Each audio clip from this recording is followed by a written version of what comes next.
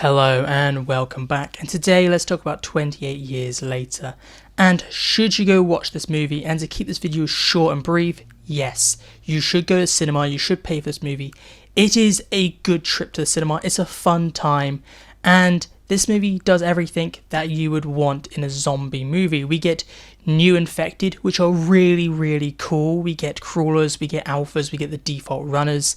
Amazing. I like to see how the infected have survived, especially in 28 weeks later. They were all dying out, so we're getting some interesting new deep dives into how the infected work. The cinematography is great. I think there's a lot of scenes were filmed with an iPhone, something like that. It's pretty insane. There are some scenes which I think repeat themselves a lot, like whenever at the start of the movie, whenever kills are done, it's cool. But then there's a point where it's like, I don't care, just don't do a slow-mo every time an infected's killed. And I would say definitely, I think, if we're talking about how this is looking and sounding, the audio for the soundtrack, phenomenal. It is really great. It makes moments that if the music was removed, you're like, oh, it's not that intense. Really phenomenal. Absolutely amazing. And talking about more gushing, I would have to say maybe the surprise protagonist. Big warning.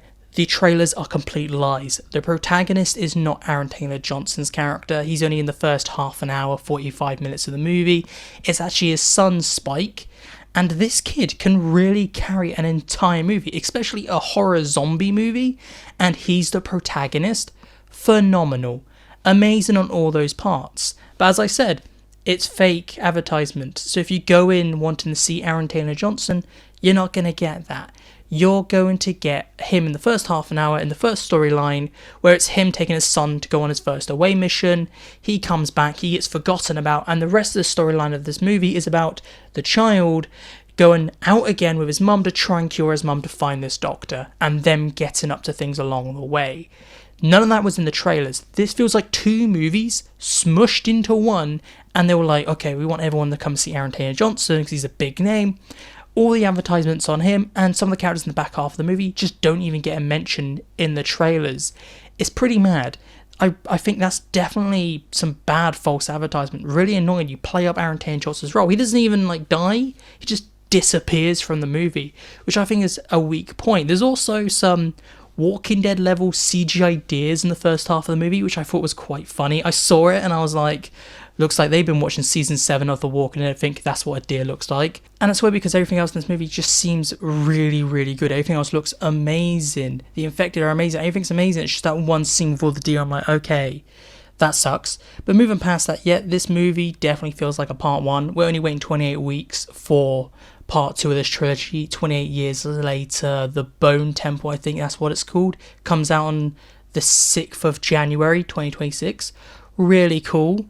But it does take away from this movie. It's just set up, and especially with the ending, and we'll talk about it now. So big spoilers, the movie ends with Spike not going back to the community, but instead going out on his own. And the movie ends with him being trapped by infected, and him being saved by a group of Jimmy Saviles. And if you don't know what Jimmy Savile is, he was one of the most prolific paedophiles or nonces in the United Kingdom. He was a TV presenter and he got away with it for years, and we didn't find out until after his death. And this movie's like, you know what, we're going to have a gang of Jimmy Saviles. And the movie ends with these Jimmy Saviles basically abducting the protagonist of this movie, or taking him in. It is a bonkers way to end this movie, and it's a very weird way to end this movie. Definitely not a good one. It left me leaving the cinema being like, what the hell did I just watch? The movie should have ended after Spike's monologue, and should have ended with Aaron Taylor Johnson's character Jamie running off into the causeway and crying. Bam, end of movie, would have been a great movie. But to add on this random Jimmy Savile scene, it's just completely weird, and it's like, what the hell? But moving past the ending, which I don't think is the worst part of this movie, I would say definitely one thing to remember, as I said, feels like two movies pushed together.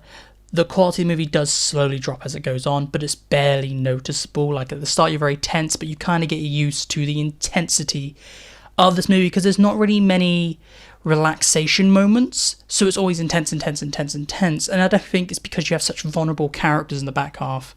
You can't really relax, so you get used to the high stakes, or at least I did. And that's all really what I have to say about this movie. And I've already said definitely go watch this movie. I said that at the start of this video.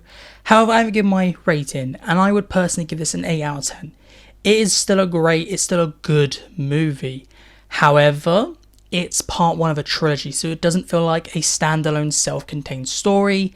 And because of that, I can't say this is as good as 28 Days and 28 Weeks. I think they are both better movies, solely because they tell a full story. This is part 1 of 3. It's still a great movie. It's an 8 out of 10 for me. However, this is just my personal opinion. Please tell me what you think down below. And this is it for me today, so thank you for listening, and I'll talk to you later.